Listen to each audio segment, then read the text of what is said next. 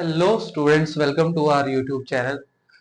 तो आज हमारा सबसे पहला वीडियो शूट हो रहा है ये। आज हम पढ़ेंगे टॉपिक मोशन। ठीक है, तो मोशन के बारे में स्टडी करते हैं। मोशन, इसी के साथ हमारा सबसे पहला क्वेश्चन है कि हम कब कह सकते हैं कोई भी ऑब्जेक्ट मोशन में है। तो जब भी कोई भी ऑब्जेक्ट टाइम के साथ अपने आसपास की जो भी सराउंडिंग है उसके रिस्पेक्ट में अपनी पोजीशन को चेंज करे तो हम कहेंगे कि वो ऑब्जेक्ट इसमें है, मोशन में है। whenever an object is changing its position with respect to its surroundings, then we can say that the object is in motion. When an object changes its position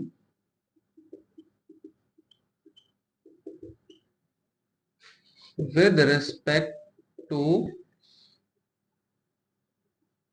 its surroundings,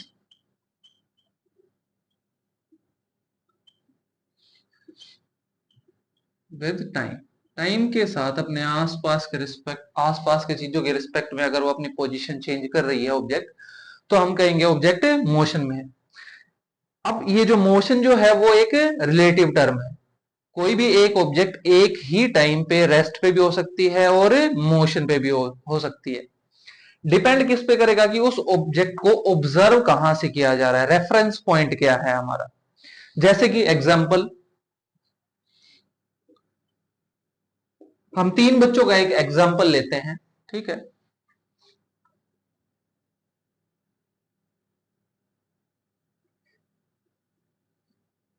दो बच्चे school bus में बैठे हैं एक ही seat पे।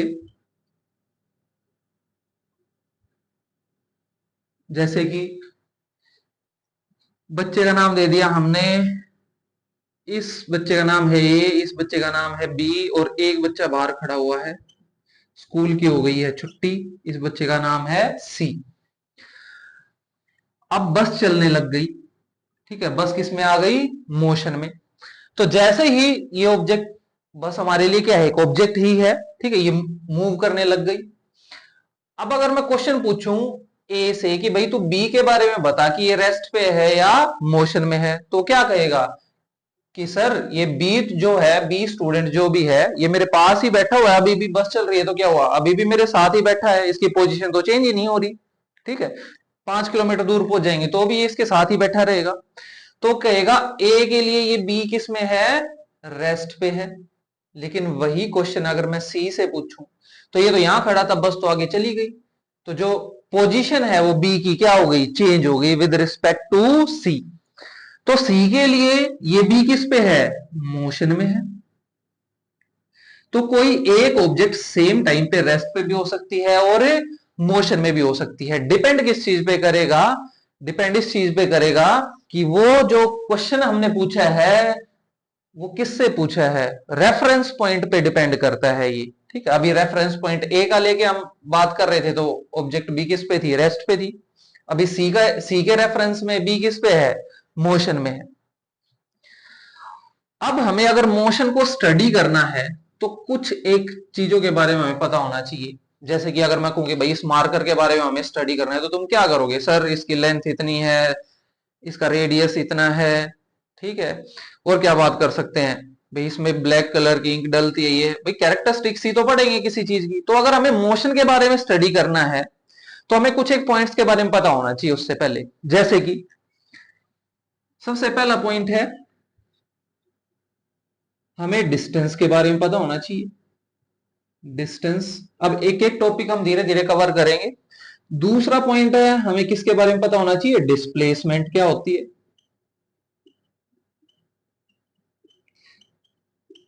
तीसरा topic है, uniform motion क्या है।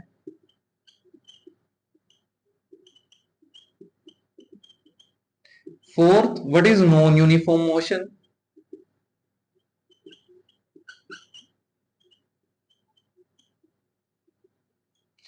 Fifth, what is speed. Speed में भी हम पढ़ेंगे uniform speed, non uniform speed, speed. फिर पढ़ेंगे वेलोसिटी।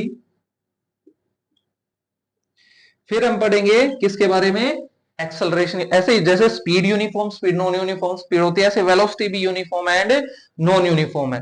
ऐसे ही सेम एक्सेलरेशन के बारे में पढ़ेंगे।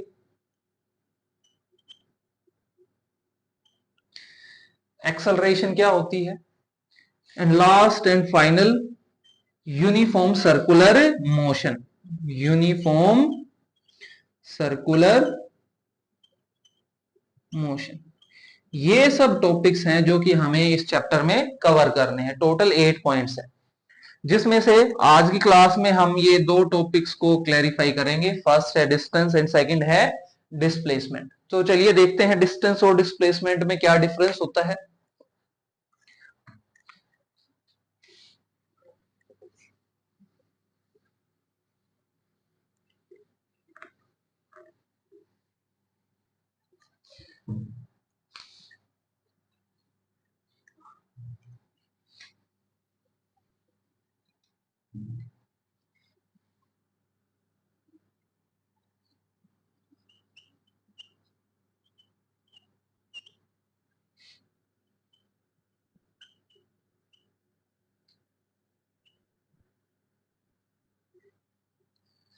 देखो, डिस्टेंस जो होता है वो होता है actual path travelled by an object. जब भी कोई भी ऑब्जेक्ट मूव करना शुरू करे तो एक्चुअल में वो कितना डिस्टेंस, कितनी दूरी तक वो चली है, उसको हम क्या बोलते हैं?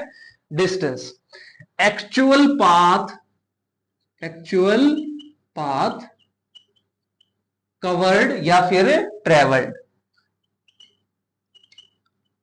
कवर्ड या फिर हम क्या टर्म यूज कर सकते हैं? Travelled by an object, by an object is called distance. कि एक्चुअल में वो ऑब्जेक्ट कितनी दूरी तक चली है, कितना पाथ उसने कवर कर लिया, उसको हमने नाम दिया है डिस्टेंस। वही दूसरी टर्म हमारे पास क्या है? डिस्प्लेसमेंट है। डिस्प्लेसमेंट क्या होती है वो देखो, ये होता है शॉर्टेस्ट पाथ या फिर शॉर्टेस्ट डिस्टेंस भी बोल सकते हैं, डिस्टेंस बोल लो, या फिर क्या टर्म यूज कर सकते हैं? Path between, between initial and final position, initial and final position. अभी इनको डिफाइन भी करेंगे कैसे, ठीक है। ये तो इनकी स्टेटमेंट हो गई। शॉर्टेस्ट डिस्टेंस या फिर shortest path between initial and final position is called displacement. Actual path covered by an object is called distance. जैसे कि एक एग्जांपल से ज्यादा अच्छे से समझ में आता है। अभी एक एग्जांपल कर लेते हैं। देखो, एग्जांपल है, एक छोटा सा बच्चा है, उसको ये रिवर क्रॉस करनी, यहां खड़ा है वो, लेकिन इस रिवर में यहां से क्रॉस नहीं कर सकता, इसको तैरना नहीं आता मान लिया, और उसको जाना है इस ए पॉइंट से, यहां से शुरू हो गया और कहां जाना है उसको? इस पॉइंट बी पे। लेकिन एक पुल है जो कि यहां पे बना हुआ है, यहां से वो जा सकता है। तो ये पहले क्या करेगा? इधर जाएगा, फिर ऐसे मूव होगा, फिर कैसे आएगा? इस बी पॉइंट तक ऐसे पहुंचेगा ही। तो ये तो हो गया इसका एक्चुअल पाथ ट्रेवल्ड, जो भी इसने रियलिटी में जो पाथ इसने ट्रेवल किया है ए से बी पॉइंट तक जाने के लिए, ए से बी पॉइंट तक जाने के लिए इस बच्चे ने जो पाथ कवर किया है उसको हमने क्या नाम दिया है? डिस्टेंस। जैसे कि हो सकता है ये कितना मीटर हो? 200 मीटर हो टोटल, है ना। यहां से यहां तक ये गया, मान लिया कितना? 70 मीटर। 70 मीटर यहां से यहां तक आने में लग गया इसको। और ये जो ऐसे जो ये डिस्टेंस था, ये था कितना? 60 मीटर। तो टोटल इसने कितना पाथ कवर किया है? 200 मीटर। ये तो हो गया इसका डिस्टेंस। लेकिन अगर मैं डिस्प्लेसमेंट की बात करूं, किसकी बात करें? अगर हम डिस्प्लेसमेंट की बात करें तो जो डिस्प्लेसमेंट होगी यहां पे, जो डिस्प्लेसमेंट होगी वो क्या होगी? देखो, ए से बी तक जाने का सबसे शॉर्टेस्ट जो पाथ था वो क्या था? ये था शॉर्टेस्ट, कि भाई ये डायरेक्ट ऐसे ए से बी तक सीधा एक स्ट्रेट लाइन में ट्रेवल करता। तो जो डिस्प्लेसमेंट है ए से बी तक जाने की इस क्वेश्चन के हिसाब से वो कितनी हो गई? 60 मीटर हो गई। ये इसकी क्या है? डिस्प्लेसमेंट।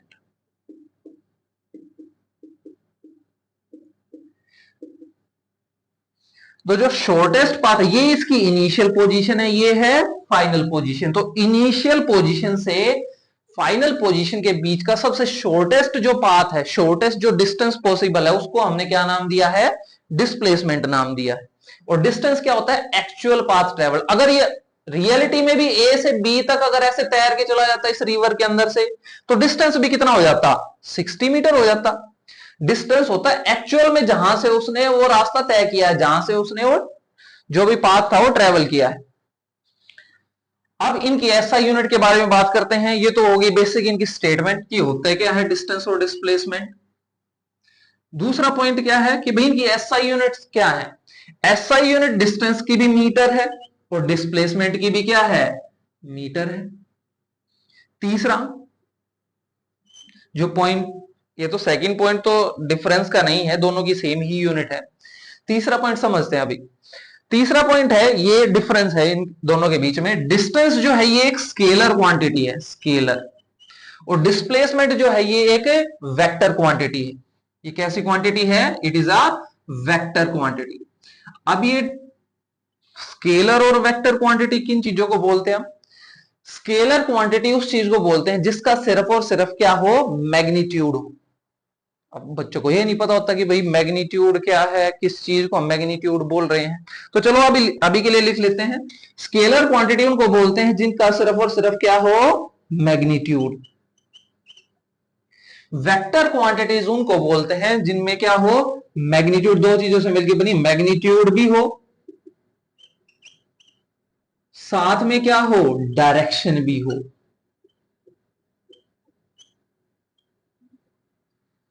तो जो डिस्प्लेसमेंट है इसके पास मैग्नीट्यूड भी है और डायरेक्शन भी। डिस्टेंस ट्रेवल बताने के लिए हमें डायरेक्शन की जरूरत नहीं पड़ती, सिर्फ और सिर्फ क्या चाहिए हमें, उसका मैग्नीट्यूड। मैग्नीट्यूड क्या है, ये नंबर है। जैसे ये यहां पे हमने ये लिखा ना 200 मीटर, ये क्या था हमारा, डिस्टेंस ट्रेवल था। ये 200 मीटर क्या था हमारा, डिस्टेंस ट्रेवल था, 200 मीटर। तो ये जो 200 मीटर, ये जो नंबर दिखाई दे रहा है, इसी को हमने क्या नाम दिया है, मैग्नीट्यूड। इसी को मैग्नीट्यूड बोलते हैं। अब अगर मैं डिस्प्लेसमेंट की बात करूं तो ये नंबर तो इसमें भी है, 60 मीटर क्या है, डिस्प्लेसमेंट, जो कि किसका है, मैग्नीट्यूड। डिस्प्लेसमेंट का मैग्नीट्यूड कितना है, 60 मीटर। तो इसकी डायरेक्शन भी तो है, किस तरफ मूव हुई object, from A to B. Direction को देखो बताने के कई सारे तरीके होते हैं, from A to B, in east direction, west direction, north south, ऐसे बता सकते हैं, अबव बिलो, एंगल की फॉर्म में बता सकते हैं हम डायरेक्शन को। तो यहां पे हमने डायरेक्शन कैसे बताई, displacement is 60 metre from A to B, A से बी की तरफ। तो ये होगी इसकी क्या, डायरेक्शन। या यहां पे ऐसे भी वर्ड यूज कर सकते हैं, north, in the direction of north.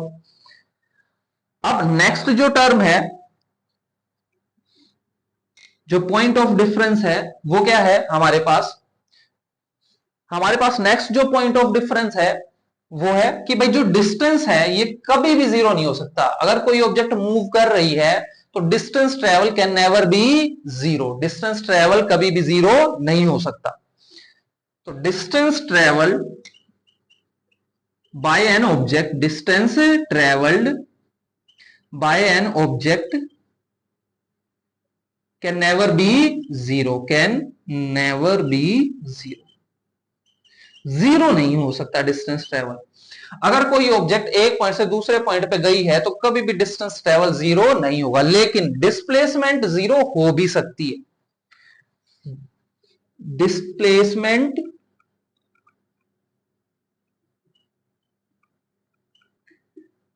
Can be zero, हमेशा जीरो नहीं होगी, किसी एक पर्टिकुलर केस में। जैसे कि एक एग्जांपल देके अभी समझा देते हैं कि डिस्प्लेसमेंट किस केस में जीरो होगी। जैसे कि देखो, एक सर्कुलर ट्रैक का एग्जांपल ले लेते हैं।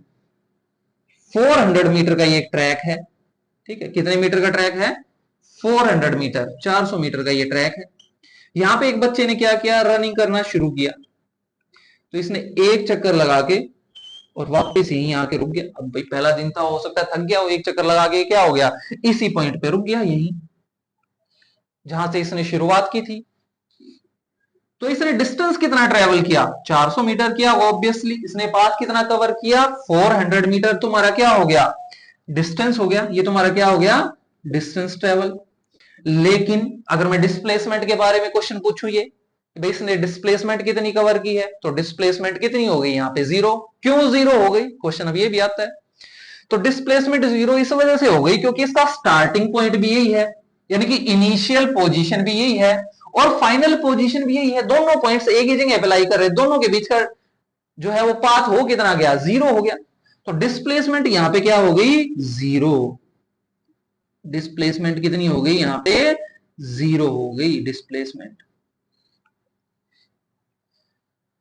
क्योंकि इनिशियल एंड फाइनल पोजीशन दोनों क्या है, सेम है। लेकिन हर केस में पॉसिबल नहीं है कि डिस्प्लेसमेंट 0 हो।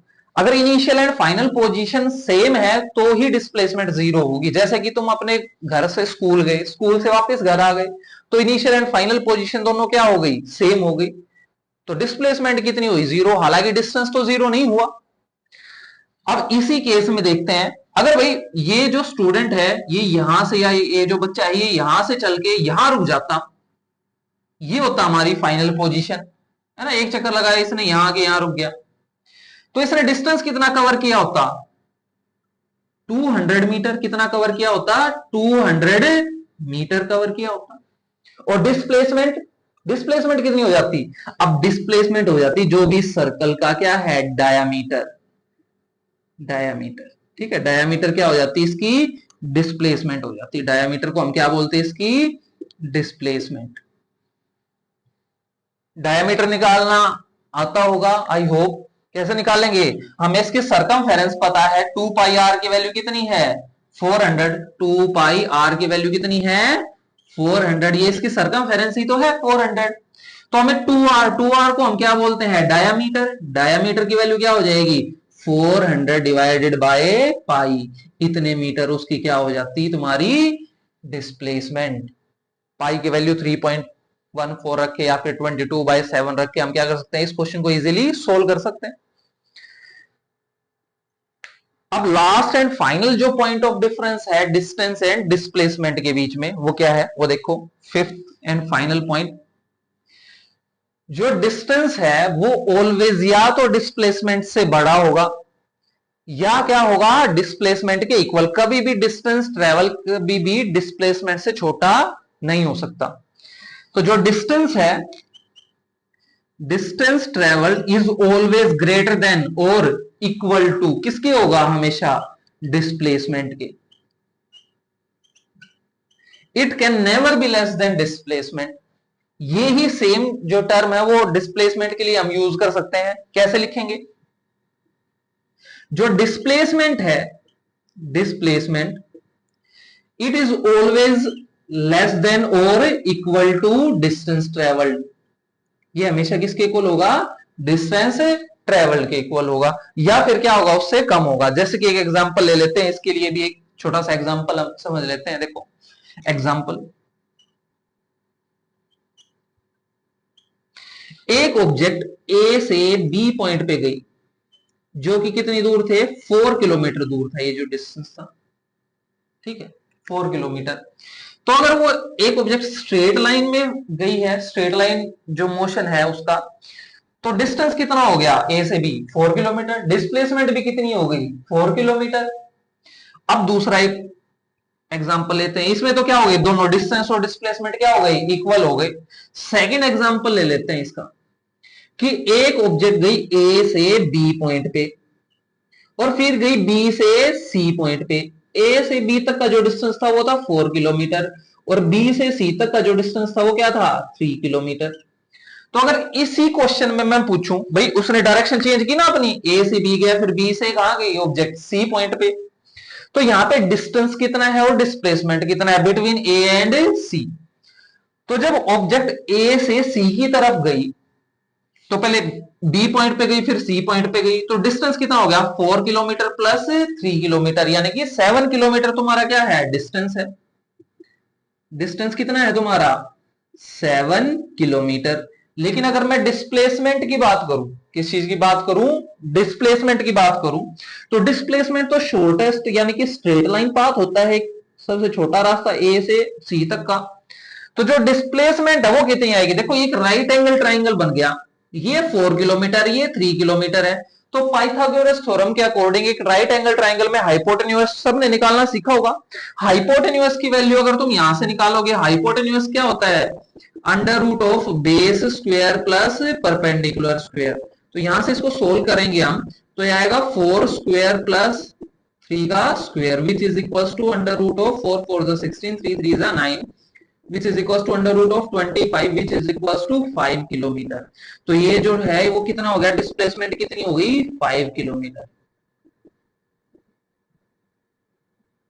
अब देखो इस सेकंड वाले केस में डिस्टेंस 7 किलोमीटर है, डिस्प्लेसमेंट कितनी है, 5 किलोमीटर। तो हमने दो दो एग्जांपल्स ऐसे देख लिए जिसमें डिस्टेंस कभी भी डिस्प्लेसमेंट से छोटा नहीं हो सकता, या तो डिस्टेंस डिस्प्लेसमेंट के इक्वल होगा या उससे क्या होगा, ऑलवेज ग्रेटर देन होगा। तो ये था इन दोनों के बीच में डिफरेंस। अच्छा इस सेकंड वाले एग्जांपल से एक चीज और हम समझ सकते हैं, देखो अब यहां पे ही हम इस फर्स्ट वाले एग्जांपल में देखो, अगर मैं 3 किलोमीटर ऐसे स्ट्रेट जाता इस पॉइंट सी तक, तो डिस्टेंस कितना होता मेरा, 4 और 3 7 किलोमीटर, और डिस्प्लेसमेंट भी ए से सी के बीच में कितनी होती, 7 किलोमीटर। इस सेकंड वाले एग्जांपल में हमने क्या किया, पहले ए से बी गए, फिर हमने अपनी डायरेक्शन चेंज कर ली, डायरेक्शन चेंज करके हम कहां गए, पॉइंट सी पे। अब देखो डायरेक्शन चेंज करने से डिस्टेंस तो चेंज नहीं हुआ, वो तो अभी भी 7 किलोमीटर ही है, लेकिन क्या चीज चेंज हो गई, डिस्प्लेसमेंट चेंज हो गई। डिस्प्लेसमेंट कितनी रह गई इस बार, 5 किलोमीटर, जो कि पहले कितनी थी डिस्प्लेसमेंट, 7 किलोमीटर। तो डायरेक्शन चेंज करने से डिस्टेंस ट्रेवल पे फर्क नहीं पड़ता, किस चीज पे फर्क पड़ता है, डिस्प्लेसमेंट पे। क्यों, क्योंकि डिस्प्लेसमेंट एक ऐसी क्वांटिटी है वेक्टर, ये किस चीज पे डिपेंड करती है, डायरेक्शन।